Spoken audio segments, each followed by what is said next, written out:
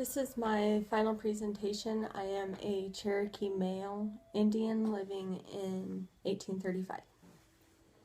Me and my family belong to the middle towns of headwaters of the Little Tennessee River. I'm a 32-year-old Chickamauga Cherokee Indian male living in what is now southeastern United States. I used to live in the Appalachian Mountains, but the white man has forced me and my family, me and my people, out of our territory. I am an avid hunter. Most men in my tribe are. The women in charge of the farming, tending to the animals, but us men, we go out for days and nights, and we hunt, and we kill our animals to bring back for food, for clothing. We have to stay healthy, us men, in order to provide for our family. When we're sick, we seek the help of medicine people, cleansing our body of toxins. The women teach the children how to sew, how to cook, but us men, we take our boys out young. We teach them how to hunt. There might be one day where there's limited food. You have to know how to go out and kill. Me and my brothers right now are working on a house that we're building it for the summer out of trees and mud. This house will be used to dry our meats and for gatherings in the summertime. In the wintertime, me and my brothers move our family to a different kind of house than what we live in the summertime, and we work all spring and summer to make sure that we have wood for the wintertime. It's a lot of hard work. This house is more of a hut. I have to have a lot of wood in order to keep it warm all winter. But since the Europeans have come, our people have assimilated to their culture, and so some of the houses now are made out of log cabins and are made out of materials we Cherokee people didn't know anything about. People need to understand that yes, the Europeans were awful to us, and I was a very smart man being told that I was dumb by these European people, but they brought a lot of goodness into our culture. Like I said, they brought materials we never knew about. They gave me tools for when I went hunting that made it easier to catch animals, tools that better helped me make shelter. And so I feel kind of bad for them because these men did a lot of good work. So us Cherokee men dress ourselves in breech clothes made from deer skin and sometimes even bark fabric from trees. We have to use the land and animals around us, and so our women will, Cherokee women, and I say our women because in some cultures it is that the men do the clothing and the women just do the cleaning. But here it is when women actually do the farming too, which is unusual. Us men, normal in other cultures, will do that, but in our Cherokee culture, I am only in charge of hunting, and that is something that is unusual too in my culture. But our women make our clothing. My eldest brother is the chief here in our village, and I envy his clothes. He wears a long, elegant cloak with moccasins. I just have a little deerskin, outfit, and I really envy my brother's clothes. We men shave our heads, except for a scalp lock right here that we go really, really long, and then we shave the rest of our heads. And I respect my brother because he is the chief, but because he is a man of our culture, and his hair is a lot longer than mine. And I hope to be like him too, So, again, the Europeans gave us material for our women. They got to create new shirts. They used to, when I was small, my mother would wear a poncho-like shirt made from tree bark. But now my wife, she gets to wear a blouse that is made from real material. Before Europeans, I never believed in such a God. Us men try to be the protector of our families and I was never guided by this God that the Europeans spoke about. My God was in the earth, in nature, in the spirit of the elders that have passed on, that have went before me. But now, because the Europeans came in and we couldn't really practice what we wanted to, we had to practice what they did. So now we're mostly of Baptist and Pentecostal religious backgrounds. I remember my old identity, and it's still a part of me. But things have changed. My government is based on what is happening in my village. If our villages are at peace with other surrounding villages, then we have what we call a white government, which is said to be like what my descendants have today. But the red government came in when we were fighting. It was wartime.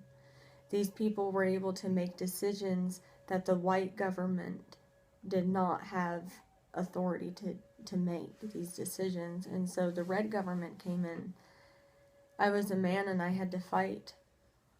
Am a man. Don't like it. Don't like when there's red government. It means that I have to leave my family. But I do have to fight for my people. So what about my people? I can't sleep at night sometimes because, I get so upset about the safety of my children when I'm out hunting, and I secretly still pray to the spirits that I believe in when I'm away hunting and there's nobody around. The Europeans do claim us. I am part of a federally recognized tribe. A few years ago, there was a bill that was passed, and I think that was about in 1832. This bill stated that any man or woman that agreed to give up federal land and signed would be punished by death. And unfortunately, this year, 1835, a treaty was signed. Cherokee leaders, my people, signed to give our tribal land away. Many people died because of this, because a lot of the leaders that signed in agreements died. A lot of men killed them. What this meant for me, it changed who I was as a man. I grew up my whole life thinking that our culture was the most important thing. We couldn't do anything to harm that. And these same people that taught me that as a little boy are now giving away my land. We Cherokee men and women became greedy. Life is not about money. Again, how could we give up our tribal land? I feel like the European man is kind of ruining it. And because this treaty was signed about 2 years later in 1838, I am now being forced to move once again. Me, my wife, my 3 children have to relocate back to another unfamiliar place. They're telling us that we have to be held as prisoners. My people did nothing wrong. I am the man. I am to protect my family. I get locked up because I retaliate against the people telling me that I had to split away from my family. Why can't these European people see the pain that they are causing? Not all of them are full of hate. Why can't they see our pain? I come from a bloodline of very smart people. Me and my people encourage education, and I completed 3 years of higher education. Because I am a male in the Cherokee tribe in 1835, I have to ensure that what I am doing, my children will follow. And if I want them to be really good in school, then I need to demonstrate that. We have schools for our children, and specifically only for Cherokee children. A lot of men have died fighting to help create schools and programs over the years to fit the needs of Cherokee children. I remember when I was forced to move over the Mississippi line, and I was sad to leave all my friends.